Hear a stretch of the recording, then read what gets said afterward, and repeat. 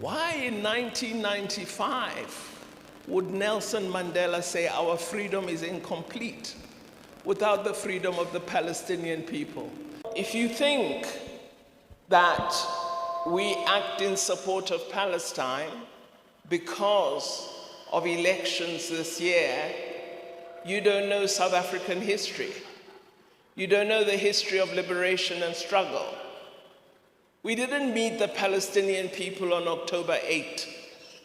We've been together in struggle for many, many decades. The people of Palestine trained the freedom fighters of the liberation movement. This is a relationship of freedom fighters, of activists, of nations that share a history of struggle for justice and freedom. We didn't meet Palestinian people yesterday.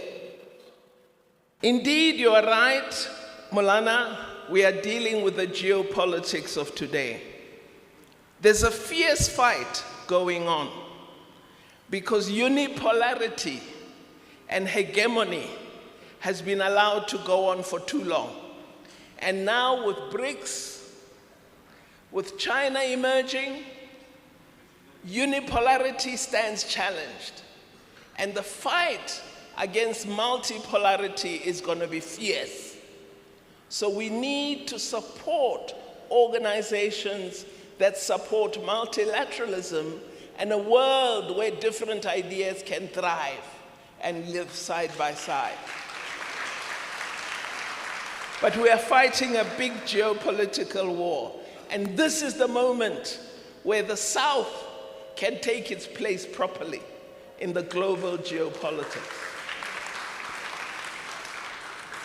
I've already issued a statement alerting those who are South African and who are fighting alongside or in the Israeli Defense Force. We are ready. When you come home, we're going to arrest you.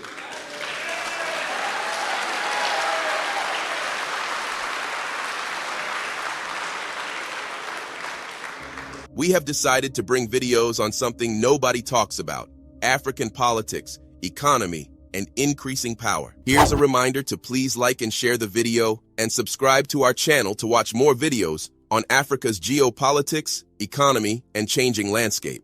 Let's continue now. To the children of Palestine, I'm a 5-year-old South African, and I want you to know I didn't forget you. I see your pain. I see your suffering. I know the world doesn't care, but we care. Nelson Mandela said, South Africa will not be truly free until Palestine is free. The world is not blind anymore. We all see you. We will not stop until we hear your laughter across the world. Free, free Palestine, from the river to the sea, Palestine will be free. Viva Minister Pando, viva!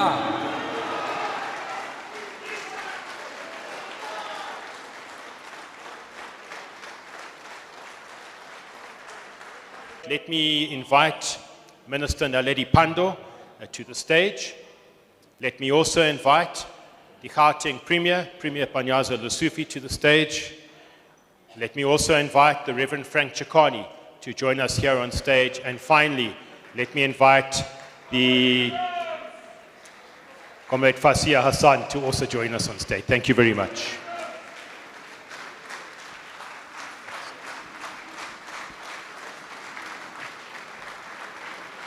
Do you want to? Let's give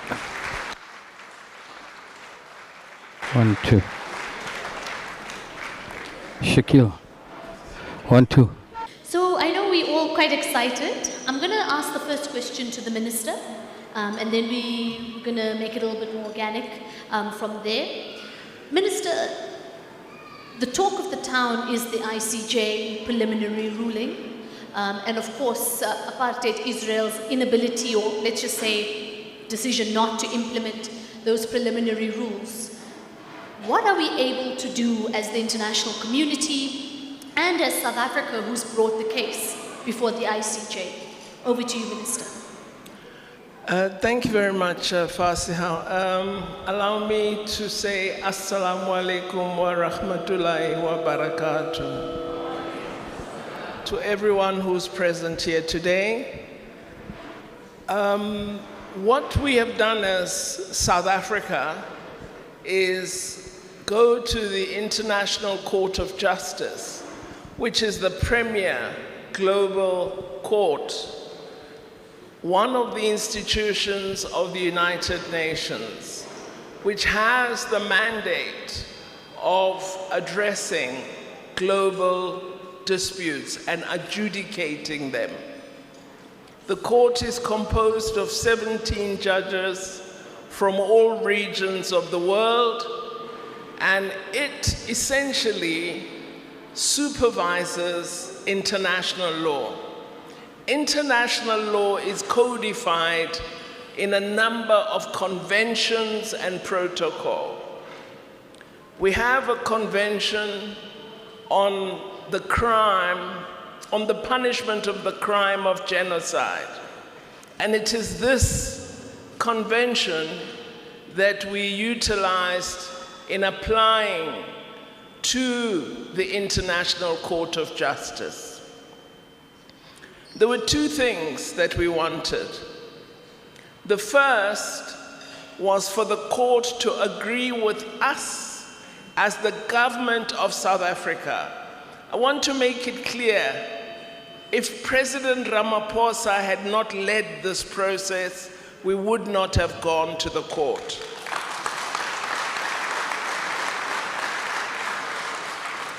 The first thing, therefore, was one, that we alleged that we believe genocide is being committed in Palestine by the Israeli government, led by Prime Minister Netanyahu and all the ministers of his government.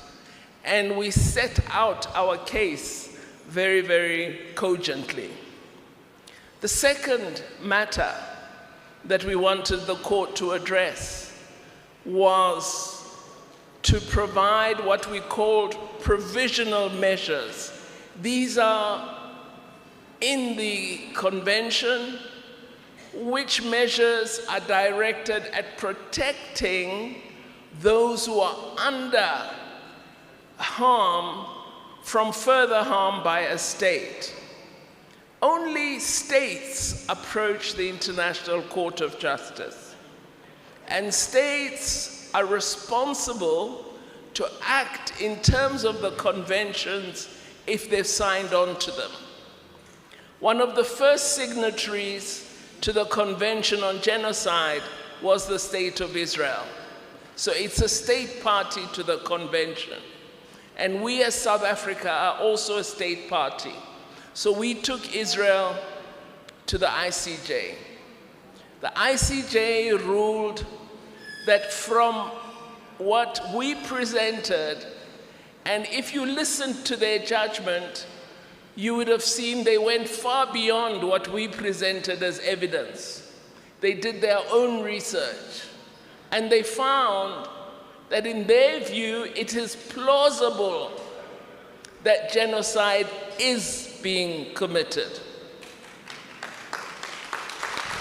So the first issue, which relates to what was essentially our allegation, the court says there's plausibility. Of course, they need to have the full hearings on the merits of each of the aspects that make up what is termed genocide. But the plausibility finding is an important first step. They then considered each of the provisional measures that we had proposed, and they supported 7 out of our 9 provisional measures. But you know today that although Israel has a legal obligation to act in terms of the provisional measures, they have not acted in terms of them. They have defied the International Court of Justice. We are not surprised because Israel has been defying international law for more than 7 decades. But what we did is something we've not seen before. Israel had to come to the court and try to defend the indefensible. And they couldn't, as you would have seen if you followed the case. We presented a solid set of arguments. The Israeli lawyers were trying to present, but they were incoherent, because what they are doing is indefensible. You can't come and deny that the Minister of Defense of Israel said Palestinian people are not human. They are human animals. You cannot come to the court and say the Prime Minister hasn't said he's determined to raise Gaza, because we've all heard it and seen it. So what the court has done is allowed the world to see Israel for what Israel is, to see the harm being done to the Palestinian people. So for the first time, we now have the most significant support and awareness of Palestine than we've ever had before. And I thank you, the people of South Africa, for your solid support. Now, if you neglect to act on what the court has said, the party that raised the issue can go back to the court. 2 days ago, we went back to the court and we said we now see Rafah, and we want the court to include a planned assault on Rafah as one of the provisional measures. We are waiting for the court, but we believe they will agree that there's a real danger of further genocide and harm being undertaken by Israel. So, unfortunately, we don't have enforcement power as United Nations bodies, and this is one of the weaknesses of the UN. But what we have done is we've used an international instrument to address a very important matter. So I think you mustn't undermine the important step you've taken as South Africa. You have supported the people of Palestine. You have made Israel naked to the world. We can all see Israel. We can all see the evil. There's nowhere to hide any longer. And most importantly, those who have assisted Israel, when the full case is considered, their complicity will also be addressed. These are important steps. So I hope, I know we've got much more to talk about, so let me pause there. Thank you very much, Minister. As you can see, we were having a little debate, the Premier and I. So now I have to throw the next question to you, Premier. To those who don't know, Premier Panyaza Lesufi was also the former MEC of Education, and he's been very involved in our communities. So this is someone who's very much on the ground. Premier, you're also the chair of the ANC in the province, and there's so many of us in the room who we talk about international solidarity, but I don't know if we quite appreciate what that means and what the role of the ANC in particular, both as a political party, as a movement rather, and as a governing party. What is the role of the ANC in international solidarity? Amandla! Amandla! Maibuye Palestine, maibuye! Maibuye Palestine, maibuye! Maibuye! Thank you so much, Comrade Fasia, and thank you so much, Comrade Naledi. Muruti, thank you so much for inviting us to be part of this process. Before I even respond to the question, I want to send this strong message to our minister. Comrade Naledi, you have no idea what we've done, not only for the people of South Africa, but for the people of Palestine. generations and generations and generations will record this moment, not only as an historic moment, but as a moment that cemented our relationship with the people of Palestine. We want to be clear that you are leading us perfectly. We want to be clear to President Cyril Ramaphosa that we knew when we took this decision to stand with Palestine, we took this decision at a risk of being insulted, undermined, and possibly being targeted by those that don't agree with us. But we must remain firm. We must remain firm because we ourselves were a product of solidarity. We ourselves, the democracy that we enjoy is because other countries took a stand, and we can't be selfish when we need to take a stand and shy away because of sanctions, shy away because of economic reasons, shy away because we want to be happy alone. So please, Minister Naledi, the stand we've taken, it's a stand that is correct, and we are ready to suffer the consequences of taking a correct stand. We are taking a stand to be on the side of the weak. We are taking a stand to be on the side of women and children that are injured. We are taking a stand to be on the side of those that need medication and they are denied medication. If that means we must be a risk to any society, if that means we must be a risk to any country, let they bring on. We are ready to stand and to stand for it again forever. So I felt it's very important that we place that and to be clear. And never in the history of our country, when comrades, activists, NGOs take a stand that we are defeated. We have to thank everyone that is in this house who came not only to support our call, but to say we stand together to ensure that we deal with these particular issues. So our stand on international support is very clear, Comrade Fasia. I'm glad that the ambassador of Western Sahara is here. I'm glad that we have taken a stand with the people of Cuba. I'm glad you are taking a stand with the people of Eswatini. So we remain firm on those particulars. And those that are accusing us to say we've got load shedding, those that are accusing us that we've got high level of crimes, those that are accusing us that we have high level of unemployment and we are concentrating on international affairs, my answer is very simple. We can do all of them at the same time.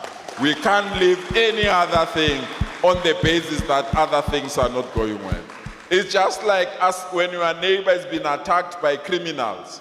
You say, I can't assist my neighbor because I don't have water in my house. That's limiting and that's myopic. So where we stand, we know we've got these challenges, but does not mean we must leave and expose people of Palestine to suffer because we've got load shedding. We really believe that's something that we need to understand better. Viva Palestine, viva! Viva! From the river to the sea, Palestine will be free. Thank you so much. Thank you. Thank you. Thank you so much, Premier. I think there's one point, just before I come to you, Reverend, around the moral authority, and I just want to make this point to the room. The African National Congress, who is in government at the moment, has turned the tables in terms of that moral authority for the very same reasons we've said. And this is fundamentally important for a number of reasons. The first is we reclaim our space on an international arena. But number two, people may not know this, but it also helps for trade agreements. It helps for diplomatic work. It means that when we go to other countries and other communities and other spaces and we say, invest in our economy, help us create jobs, help us create a South African economy that we can grow and can employ everybody. It's one of the elements that actually are linked. And it's important to understand that because so many people want to attack the work that the ANC is doing, that the government is doing, that the minister is doing, without understanding the holistic or the greater goal here, which ultimately links us as South Africans to Palestinians as well. So that's very important. And it's also very important because it's a part of the renewal agenda of the ANC. For those in the room who don't know, the ANC has embarked on a whole scale, like if I tell you from the root to the right to the top, of a renewal of the organization. And that doesn't just mean in terms of the posters and the branding, it's about the culture of the organization. And the ICJ case, in fact, is evidence of that renewal agenda actually starting to be implemented. Because this is the ANC that we are proud of. This is the ANC all of us grew up understanding and knowing. This is the ANC that led society and continues to lead society, not just to a promised land, but to an equitable and fair society.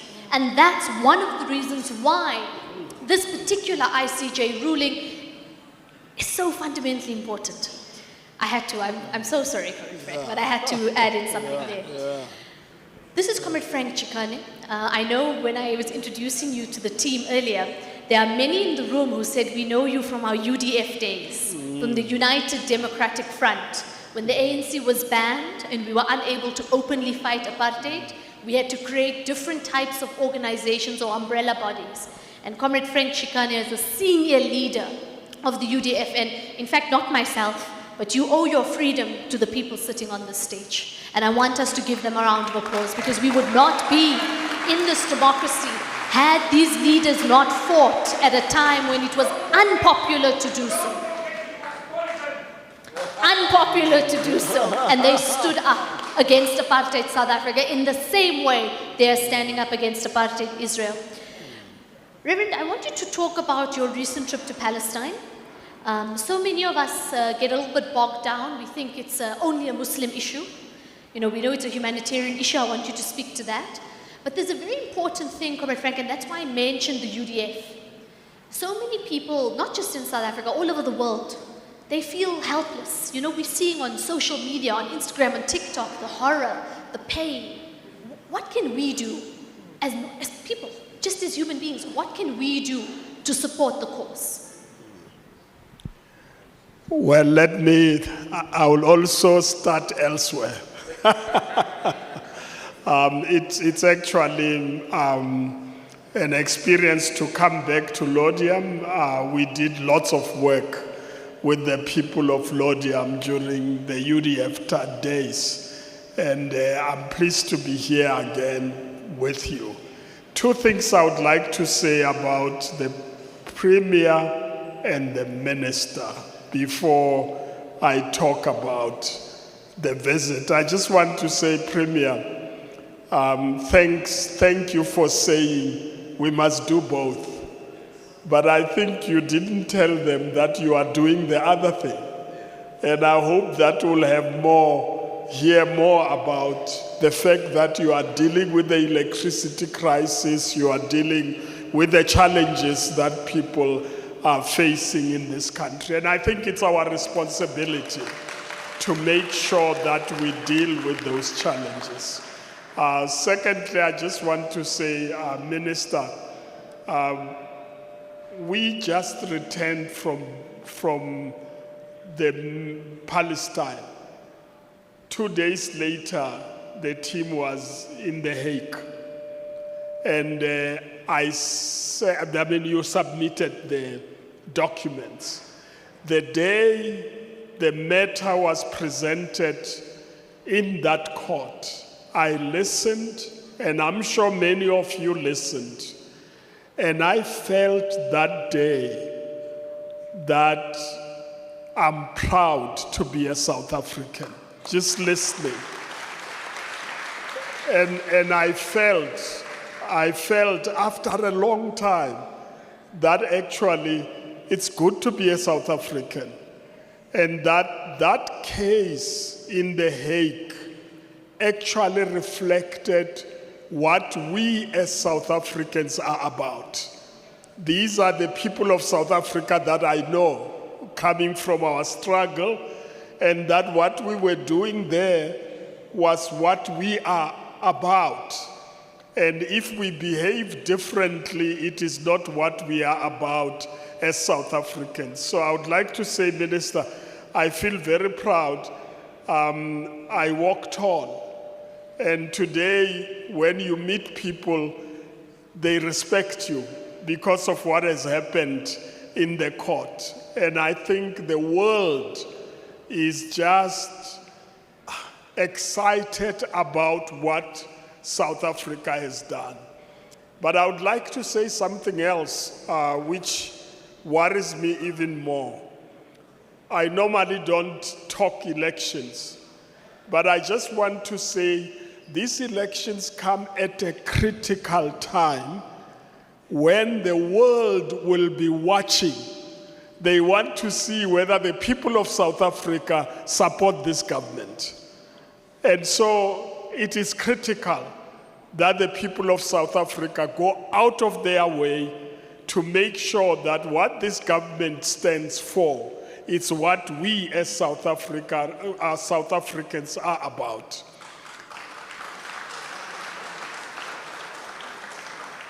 I just want to say, first, the visit to Palestine, I went to Palestine, I've been there a number of times, but we went there May 2002.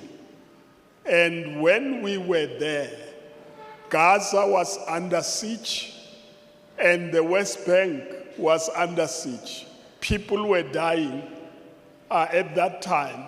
We went to East Jerusalem to go and meet families who were who ran away from the Israeli part where they stayed, which is Palestine, and went to East Jerusalem. And the Zionists came there and said, this is our land, these are our properties, we're going to take them. And I went there to be with them, to listen to them. And it was quite amazing to listen to this story, which is about apartheid, that a Jew can go back to Israel, Palestine, and make a claim of an asset that they think was theirs centuries ago. But a Palestinian who was forced to run away from a particular town can't go there. And I said, but are you not using the same law? They said, no, it's not the same. There's one law for the Jews and one law for the Palestinians. And that convinced me this is apartheid. You don't have to go to a school to understand that this is apartheid. A Palestinian can't go and claim a land they lost or a property they lost in 1948. But a Jew can come there and say, my ancestors were here and I claim this house, I claim that property. And I don't want to talk more about it. We came back with a request from Palestine that we should start a movement of the same nature as the anti-apartheid movement, internationally, globally, to support Palestine. So I came back here and we interacted with comrades around to talk about how we should do that. In the meantime, we got another request from the Palestinian Anti-Apartheid Coordinating Committee that said to us in a written form, we're asking you as South Africans, you are the only ones who understand us and understand our pain. Can you help us? And we accepted that challenge. Whilst we're doing that, and I need to explain this because it's important, October 7 happened. Now, I'm not one of those people who believe that October 7 is a cause of what is happening now. The Palestinians have been dying. The Palestinians have been killed daily. In fact, on the average, in the last 2 years, children, 2 to 3 children were killed per month in the West Bank alone. And so when Palestinians are killed, there's no headline news. The United States doesn't talk, Europe doesn't talk. Nobody talks because they treat Palestinians as less than human beings. But when an attack like that of October 7 happens, the whole world comes up in arms. And that tells you that the world is a racist world. I've concluded it is racist and it is colonial, and it still operates as if we are in a colony. That's why they want to tell us how to think, what we should do, what we shouldn't do. And some of the parties here want also to measure us against the stance of Western countries instead of measuring us against justice. And so the Christian community there is the one that appealed after October with the genocide and said to us, can you help us appeal to the Americans and the British, the churches, to make sure that they stop this genocide? They should be the first one to take a stand.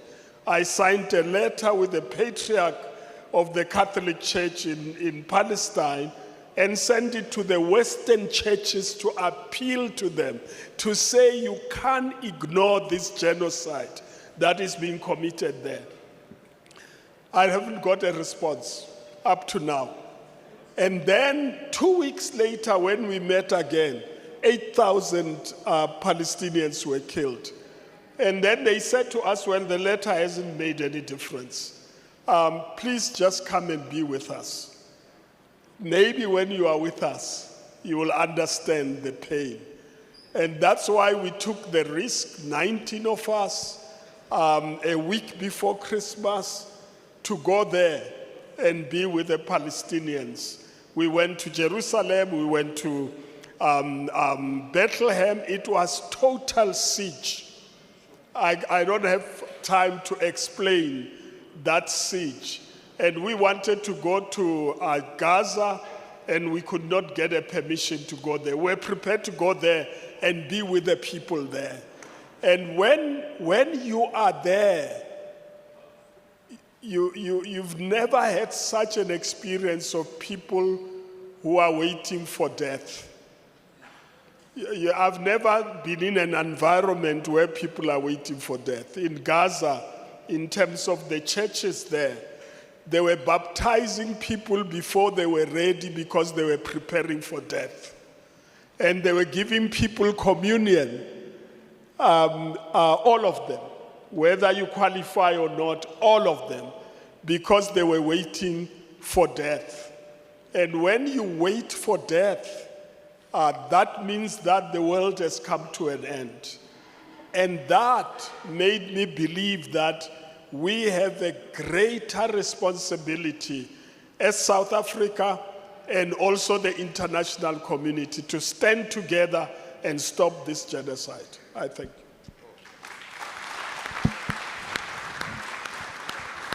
Waiting for death. I think that's very, very powerful. So often we remark in our communities of the courage of the Palestinians, but to be there, and for those who might have missed it, Comrade Frank and the team went now, this December 2023, just before Christmas, to be with the Palestinian community. Another round of applause for the panel, please. All right, we're moving now to the question and answer session. Remember, I said we wanted to be a conversation. I've asked Comrade Naeem, I've asked Shaquille and Comrade Greg to help us identify just a few questions or a few comments. We want a diverse group of people as well. Nazir Token is the mic, right? Nazir Token. Okay, well, yeah, we just want, have a diverse group of people. And I think it's quite important because apart from, I'm not going to be selecting, so this team is selecting. They're going to choose who speaks, but it's very important because we're seeing now starvation as a tool of war.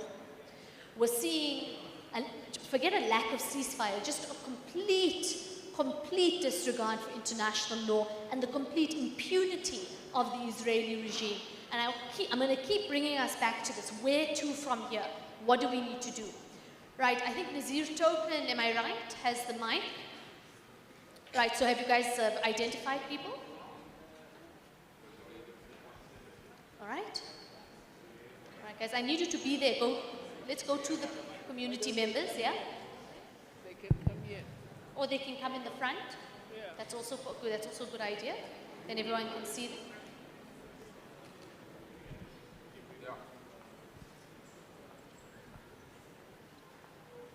Assalamu alaikum wa rahmatullahi wa barakatuh. I first want to thank our Minister for what you have done. I was one of the group that's been evacuated from Palestine. I faced the war. And unfortunately, my husband couldn't have come with me. He's still inside Rafah, which is, it's a big trauma for me. And every day is stressing for me, for my husband's safety that's in Rafah. I want to bring some awareness. I don't know if you are aware of this, but yesterday when I speak to my husband on the phone, there was a lady coming into his office and she was crying. She's not registered at the UN. She doesn't get food parcels. She doesn't get humanitarian aid. So, and I realized there's so many brothers and sisters in Palestine that is not registered at the UN to gain humanitarian aid, doesn't have tents, nothing. Is there a way that we can bring awareness that there's many people that still need help to get humanitarian aid? Thank you.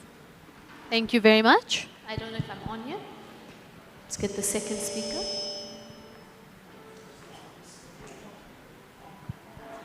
Remember to also please introduce yourself.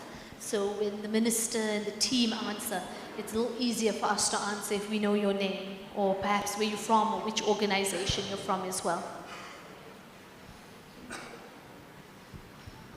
Imam Saeed, first and foremost, I would like to commend each member of the panel, and especially Sister Minister Naledi Pando.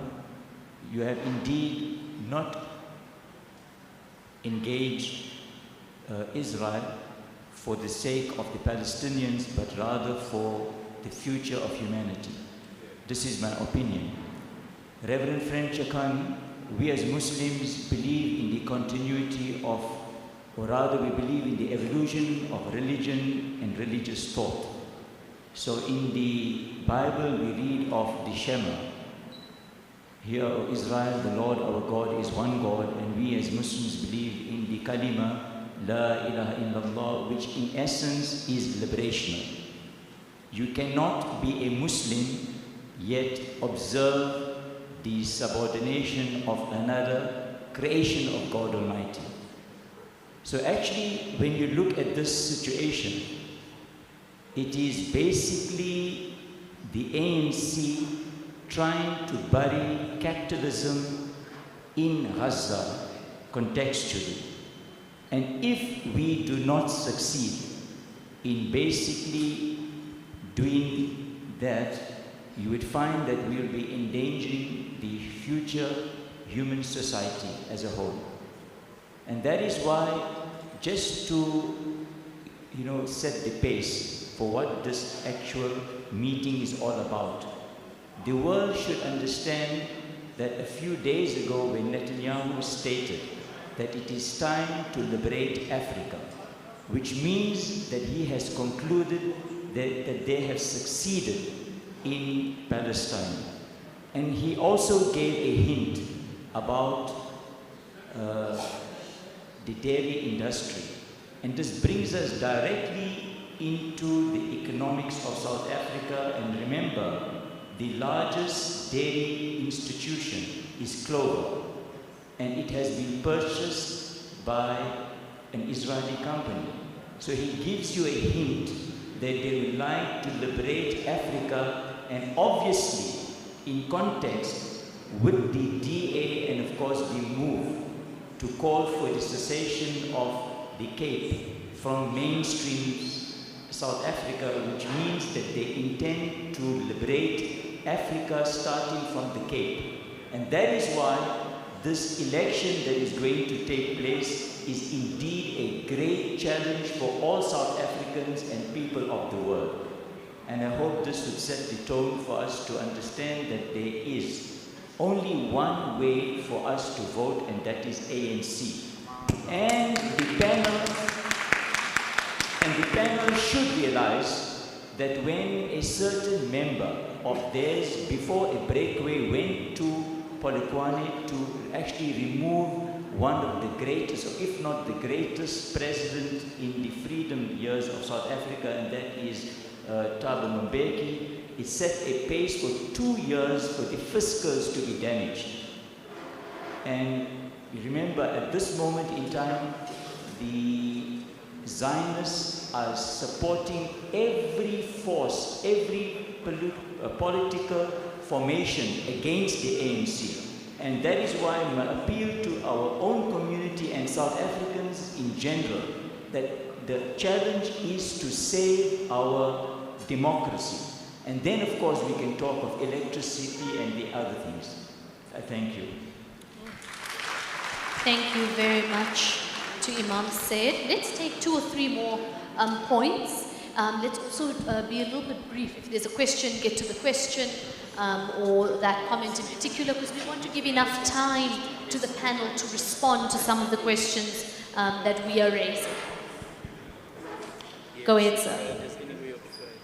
My name is Ahmed. Assalamu alaikum wa rahmatullahi wa barakatuh. And good evening to the Honorable Minister Naledi Pandor and our Premier, Gaza. We would like to thank you and your team for what you have achieved.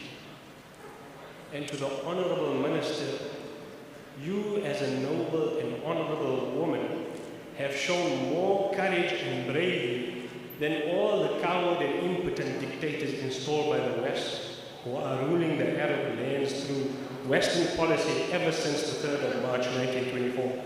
But what is really on my chest, and as a proud South African, it is upsetting to still see that those with dual citizenship committing treason, going there to fight, and coming back with impunity. South Africa must prosecute those that have gone to fight in the IDF. An effort needs to be exerted to stop this treason, and the harshest punishment must be applied over them. It is also my view that South Africa needs to respond to allies who are supporters of this genocide. The fact that airlines are still allowed to operate between South Africa and Tel Aviv, in their aggression to us, they put it in the paper that Airlines is now going to stop its flight between South Africa and Tel Aviv by 1st April because of South Africa's stance with Israel and ICJ. I hereby request that rather than allowing airlines a graceful exit on the 1st of April at the expense of the South African reputation, South Africa should demand that Airlines stops its flight with immediate effect. And lastly, if the Suez Canal is blocked for Israel, then South Africa should also not allow the Zionists and the airlines via the Cape Route, because South Africa values human life. And if there was anyone who knows suffering, it is us. But it is also those who migrated to, inverted commas, Israel, but yet are now inflicting a far worse punishment upon the same people who gave them refuge when Europe and America didn't want them. We should exhibit our humanity and exhaust our efforts in ending this injustice in Palestine. Thank you. Some excellent points also about potential boycott and work and that. Let's take the fourth speaker. We'll take 5 in total, and then we'll come back to the panel for response. Please do introduce yourself. Thank you. Good evening, Minister. My name is Umeya and I am with Pretoria Muslim Women United. A few weeks ago, you said that you do not wish to be president and that you only wish to serve the people. I humbly ask you to reconsider that, because based on what you have done, it was incredibly brave, and South Africa does need a brave, strong, and a principled leader, and I think it's because you said you do not want to be president that you absolutely should. Then, my questions. I think it was about a week and a half ago, there was an EWN article with the headline read, Minister of International Relations believes that Hamas should be investigated for war crimes. So, the investigative journalist Max Blumenthal from the Grey Zone and the Israeli, I think the Israeli newspaper Haaretz have actually proved that Israel was responsible for most of the civilian deaths with their Apache helicopters on the 7th of October, and that Hamas has not, or took hostages purely to exchange them for Palestinian prisoners. And a Chinese official said at the ICJ that he does not believe that what Hamas did was terrorism, and it differs from terrorism because of the 76-year occupation.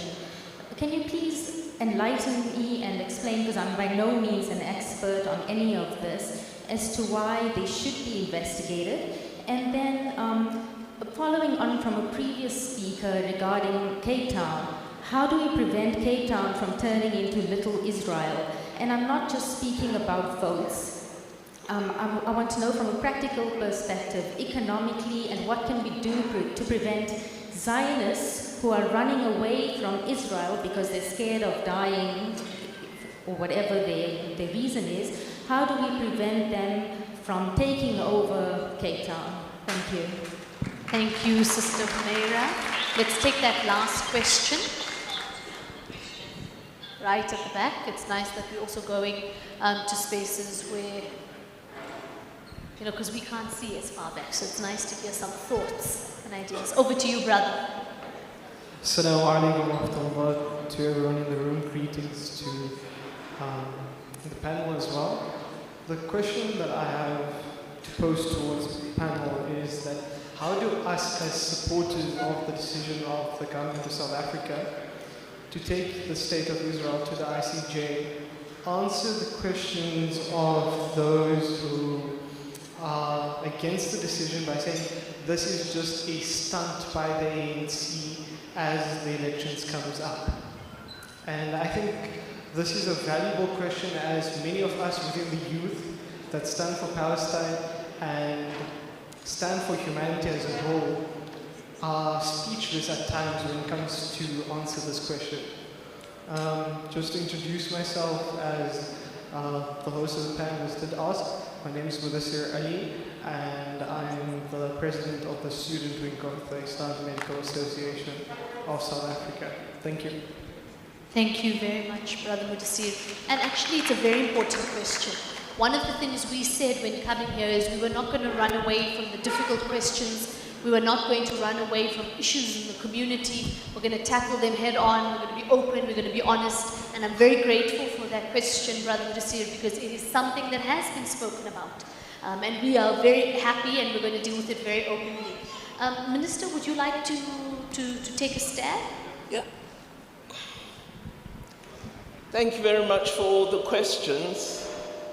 I think it's better to stand so that everyone can hear. Well, if you think that we act in support of Palestine because of elections this year, you don't know South African history. You don't know the history of liberation and struggle. We didn't meet the Palestinian people on October 8. We've been together in struggle for many, many decades. The people of Palestine trained the freedom fighters of the liberation movement. It's not, this is a relationship of freedom fighters, of activists, of nations that share a history of struggle for justice and freedom. We didn't meet Palestinian people yesterday. This country's leaders, in the course of struggle, led by our then President Oliver Tambo, did something no leaders have done before. Oliver Tambo went throughout the world because at the time we had nothing. All we had was our desire for freedom. He went from country to country worldwide and said, join us in solidarity. Even if you give us a pin to hold up our trousers and our skirts, do something with us in international solidarity.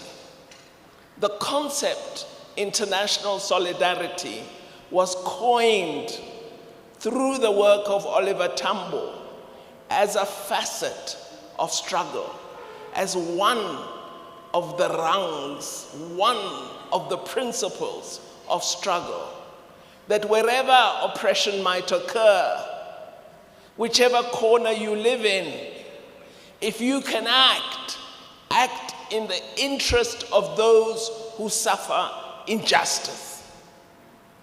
This principle is one on which we have fought our struggle as the African National Congress. This principle is why we support the people of Cuba, as we believe no people should be denied rights. No people should be sanctioned for no reason. No people should suffer because of their ideology. They pose you no threat. They can do you no harm, but you deny them access to goods. This cannot be tolerated. And when we see that injustice, as South Africans committed to justice, to human dignity, to equality, all values you prize because they're in your constitution. Values that are not just for you, values that apply to all humanity. As a Muslim, this is what I believe, and I'm glad the African National Congress shares those values. So it is not a matter of yesterday. It is not a matter of the election tomorrow. It's an issue of justice. It's an issue of fighting colonialism.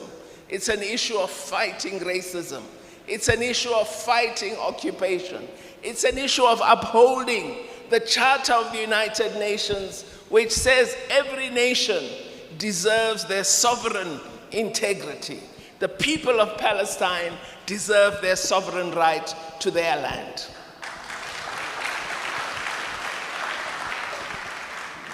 Then, on the humanitarian aid, I think what you have seen in Palestine, my dear sister, is that there is an attack on all those who provide humanitarian aid.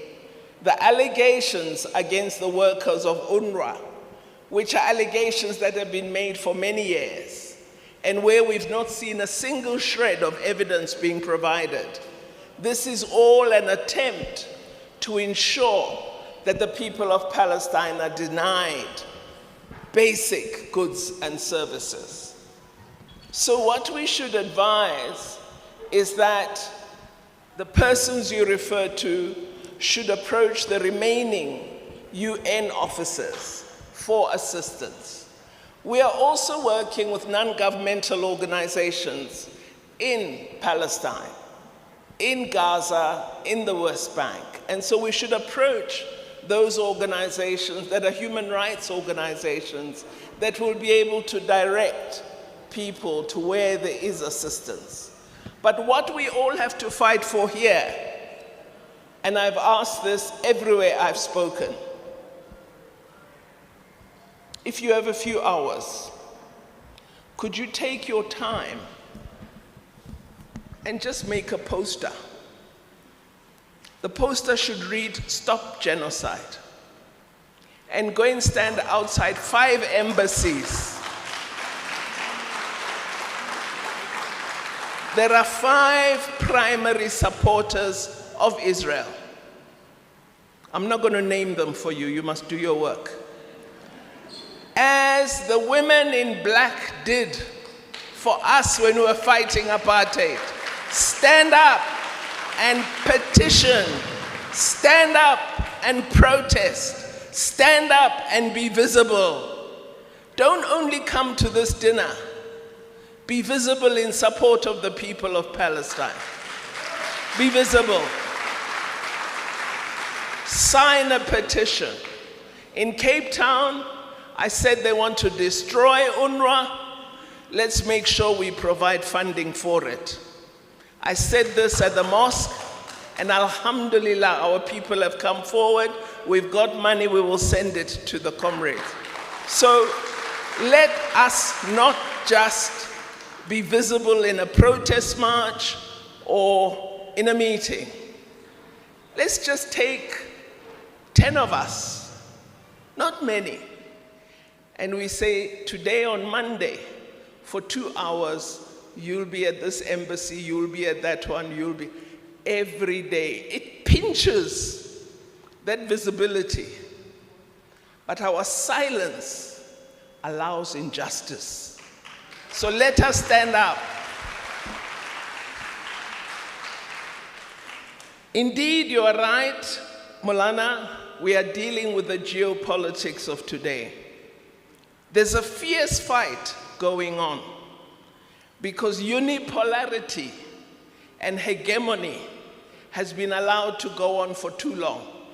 And now with BRICS, with China emerging, unipolarity stands challenged. And the fight against multipolarity is going to be fierce.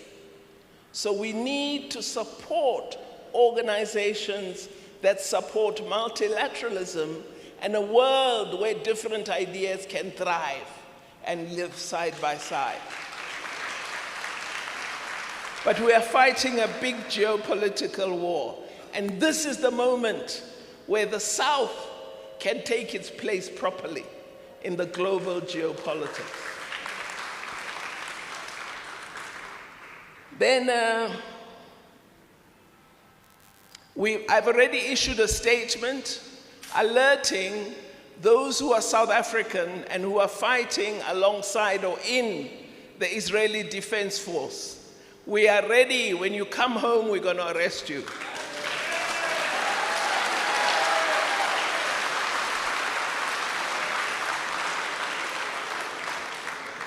I don't want us to be assigning trivial matters to the government.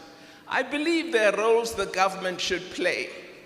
We must carry on a very good case at the ICJ, but you must be activists. You must also play a role. You must say thank you, Al, goodbye. And don't book on them, whatever, just make it clear how you feel. Really, they're stopping their flights because they don't have passengers from here. And they're pretending it's something big.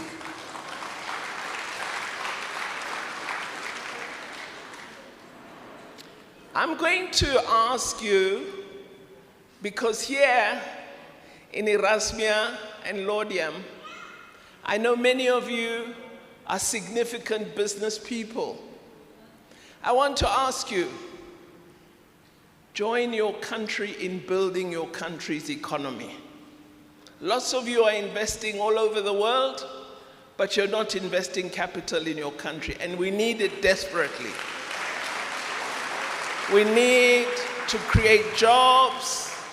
We need to help young people to understand that they shouldn't just look for jobs, they must start enterprises. And what better teacher than our community, who are among the best business people in South Africa. Let's contribute to building our country.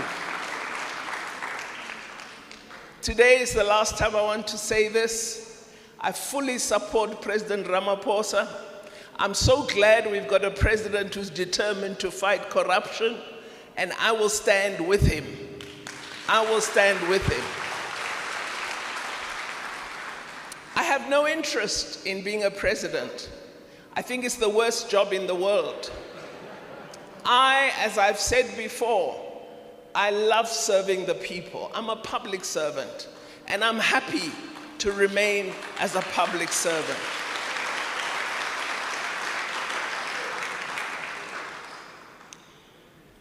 On Hamas, let me explain. It's this complication.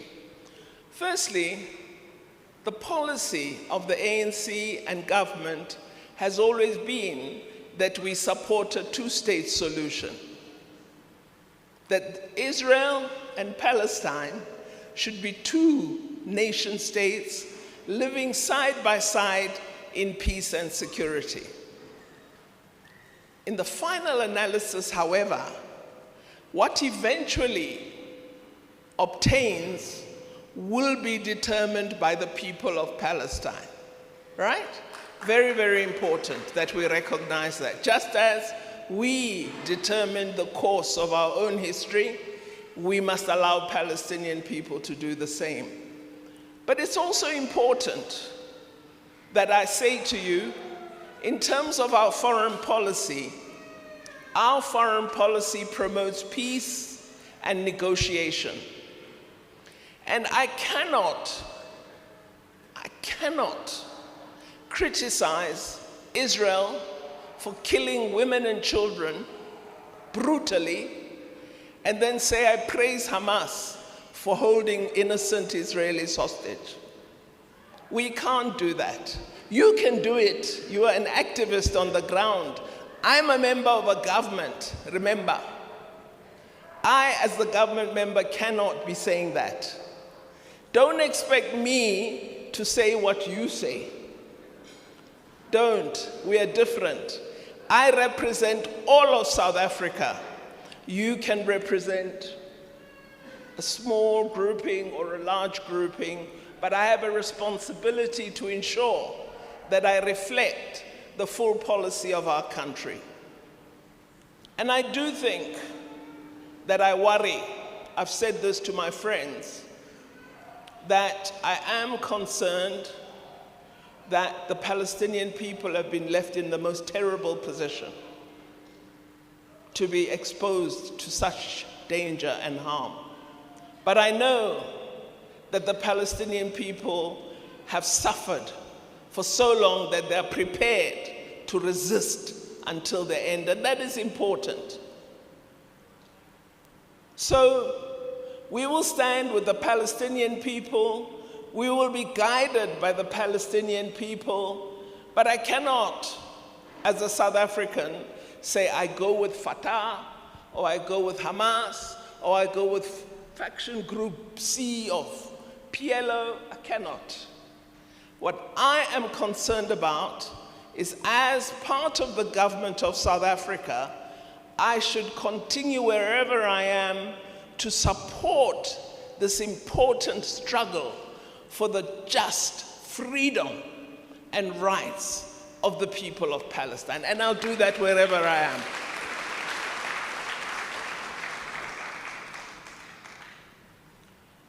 Finally, I've answered the question about elections. I want to assure you, the gentleman who posed this very important question, you asked a very, very important question. But I want to really say to you, I think we should appreciate who and what South Africa is. Why in 1995 would Nelson Mandela say our freedom is incomplete without the freedom of the Palestinian people? And it wasn't an election. It's the position of the African National Congress. It was then, it is today. And I think I pause there. Thank you. Thank you very much, Minister. Let's go to you, Reverend Frank Chikane. Thank you, Minister. I think she has answered all the questions. I just want to say one thing. That question about the fact that we do what we are doing because of the elections hurts me deeply. because the person, I'm not talking about the person who raised it. The person who raised the question is saying, they say so. Now, I just want to say anybody who would watch the genocide in Gaza and still ask that question, I will not use the language I was going to use. But you can't think of the way people are being killed and think this is a game about elections. I mean, you must be dead in your conscience. And I think it's important for us to make it very clear. When I went to Palestine, May 2022, there was no election. I went there because the Palestinians were being killed daily. That's what I was there for. And when we were asked to go and risk ourselves now to go there during the war, by the way, when we went through the control border, there were no tourists, there was nobody. Nobody was going there. But we went there to be with the people, to express solidarity with them. I couldn't go and risk myself just for a game of elections. I mean, it's cold. I mean, it's inhuman to even think like that. And these parties that are saying, we have problems here, why are you worried about Palestine? You must be cold to watch that death and destruction and not be moved by it. I think it is for this reason that actually we should make sure we make the right choices of people who have a heart, who care about human beings. I think it's of vital importance. Let me just say one thing that we met everybody when we were in East Jerusalem. We also met Jewish people who are against what's happening. And I heard for the first time from them about this article that has been written by one of the people who are now ministers in cabinet. He is called Bezalel Smotrich. He wrote an article, and it is entitled Israel's Decisive Plan. And it was published in 2015, but it indicated the plan they had, which is being executed now. And in that paper, this guy says, Palestinians have three choices. You either submit, or you leave, or you die. Three choices. It's in writing. Three choices. You either submit, leave, or die. And the Palestinians said, we're not going to leave. That's why the border is not being opened for them to go. They don't want to leave. They would rather die there. And it is of critical importance for us to do an intervention that will make sure they don't all die. We need to save the lives of the Palestinians. And that's critical for us. And that's why, and I want to make a comment again, that's why we are planning for this conference. The date is the 10th to the 12th of May. I've already read in Google from Zionists who are saying South Africa went to The Hague, now it's convening a conference. South Africa is the problem. I think we should be bold enough to be a problem for the world rather than let people die whilst we are doing nothing. We need to do it, and we are inviting the whole world in a representative way to be here with us in South Africa to declare solidarity with the people. Thanks. There are a few questions that I wanted to respond to. I think the first one, it was the issue of humanitarian aid. We indeed support that there must be humanitarian aid in Palestine. But we must record it that dropping food through parachutes is inhumane when you can hand over food directly to the people of Palestine. The representative from Palestine explained that there were stampede and other things because America believes to dump food rather than hand it over properly is the correct way to deal with humanitarian aid. That must not be supported. The second thing, we need to go beyond just having gatherings like this. I think the minister correctly captured it. We need to have campaigns every week, every month, everywhere. Our voices must be heard and our voices must be clear.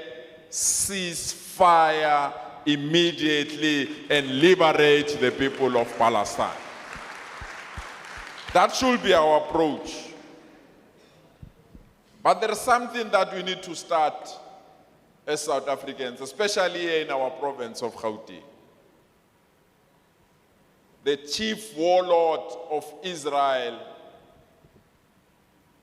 called Netanyahu, like they did with Vladimir Putin in Russia, he must be charged for genocide. He must be arrested as well, and we should lead that campaign.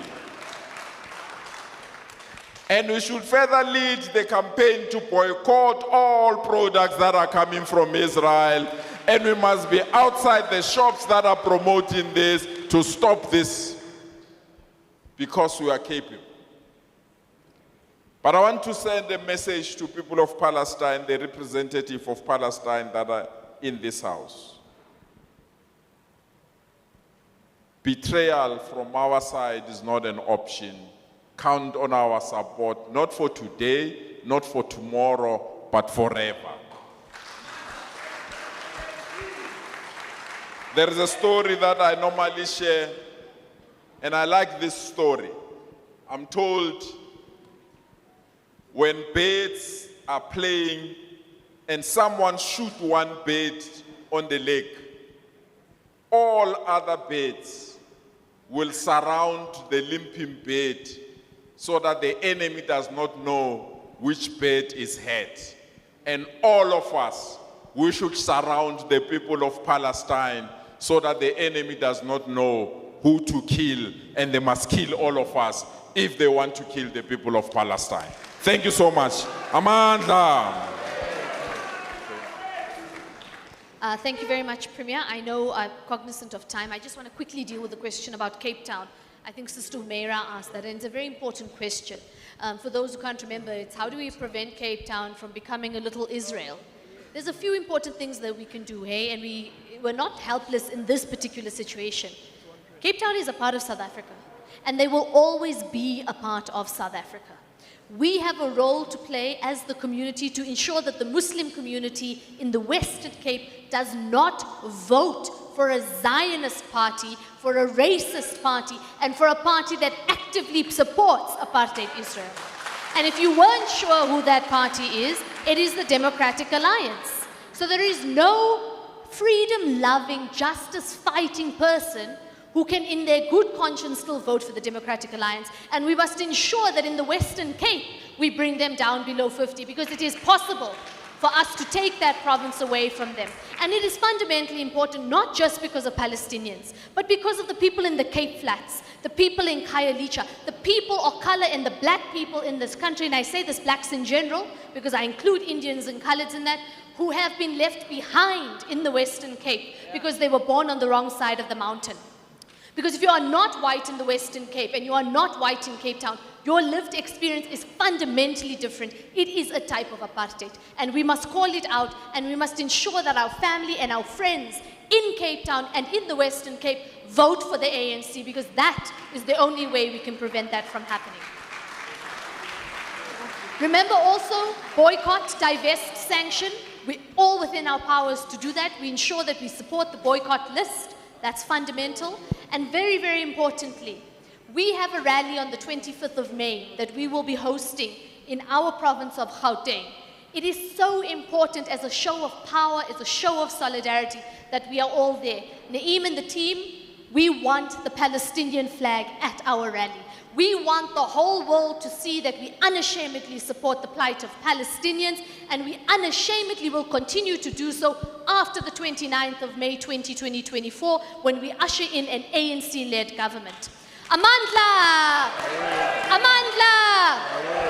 Free, free Palestine!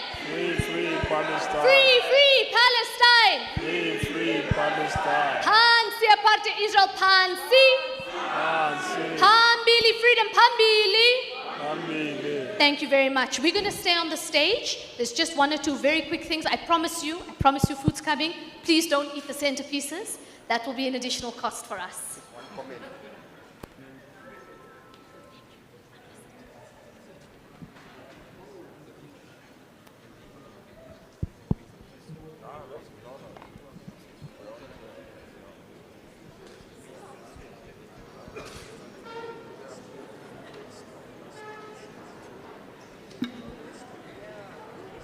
Thank you, ladies and gentlemen. Just a final comment. I just want to read an extract to you that I've read in one of the books. It says, "It's quite unfortunate that we lived in a world where the oppressed are continuously being oppressed without any end, and justice has become a word that we can only ever say, but never physically or successfully see come into fruition. From Palestinians fighting for their rights, lands and homes, to young women being denied the right to wear their hijabs, oppression comes in many forms. And whether that oppression is coming from a Muslim or non-Muslim, it is heartbreaking and anger-inducing for everyone who witnesses that oppression. We feel the unfairness when our fellow Muslim brothers and sisters continue to be oppressed while the world stays quiet. We witness the prejudice and unjust ways in which powerful Muslim countries ally themselves with the oppressors and give them ammunition to continue oppressing the innocent. That's why we salute our Honorable Minister Naledi Pandor and the African National Congress for throwing down the gauntlet to the oppressors. Right, ladies and gentlemen, we want to hand out some gifts to our guests here. The first person that I want to call onto the stage is Mariam Abubakar to hand over a gift to the Honorable Minister Naledi Pandor.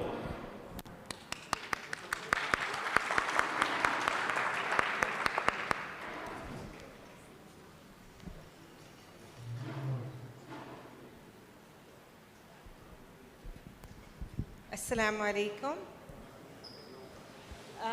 We just want to hand over a gift.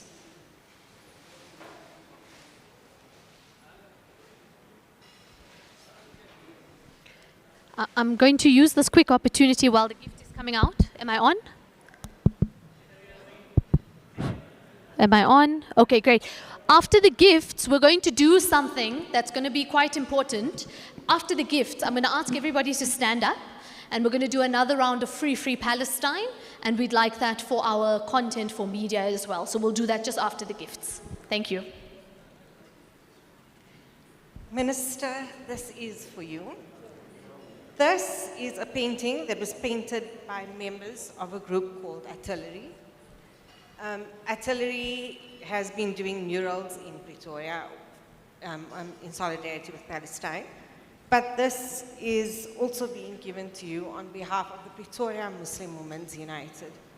Just to express our gratitude and just say thank you for everything that you have done.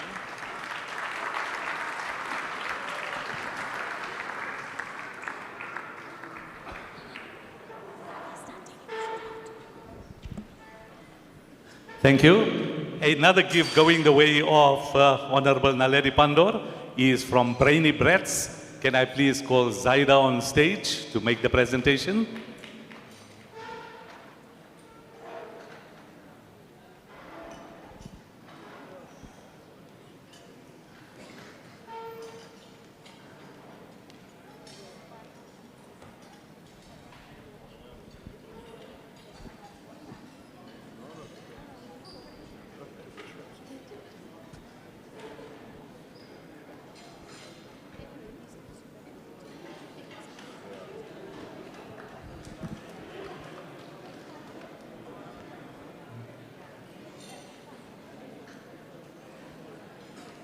Okay, the next gift goes to our Honorable Premier, Mr. Panyaza Lesufi, and the first gift to be presented to him is by the Friends of Palestine, by Rafiq Chariki.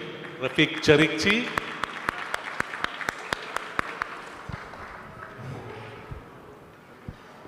Rafiq Charikchi, is he coming up here?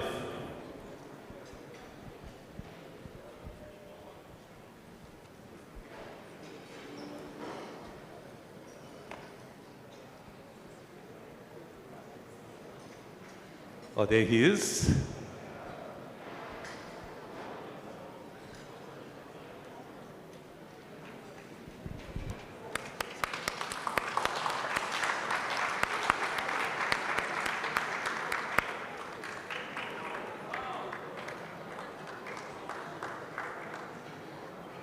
Okay, Premier, we have another gift for you from the Friends of Palestine. And can I please ask Kamal Jaffer to come up to make the presentation?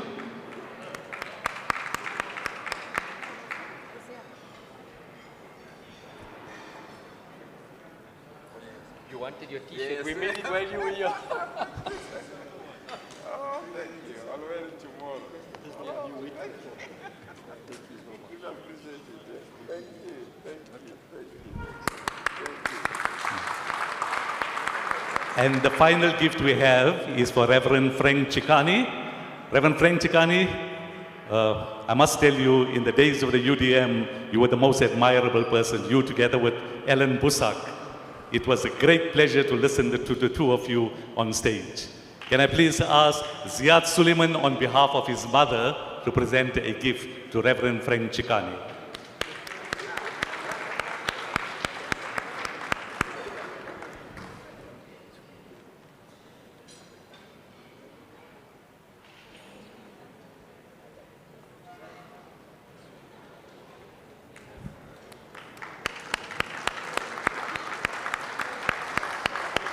Thank you. And before I call upon Mariam Juma from the Pretoria Muslim Women United to pass a vote of thanks, right, I'd like to hand over to Fasia Hassan. All right, let's all stand up. I promise you it won't take long. Everybody, let's stand up.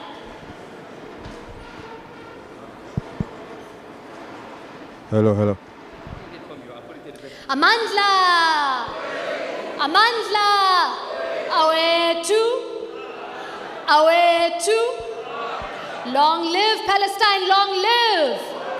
Long live Palestine, long live! Viva Palestine, viva! Viva Palestine, viva! Free, free Palestine! Free, free Palestine! Free, free Palestine! Pansi apartheid Israel, Pansi! Pansi apartheid Israel, Pansi!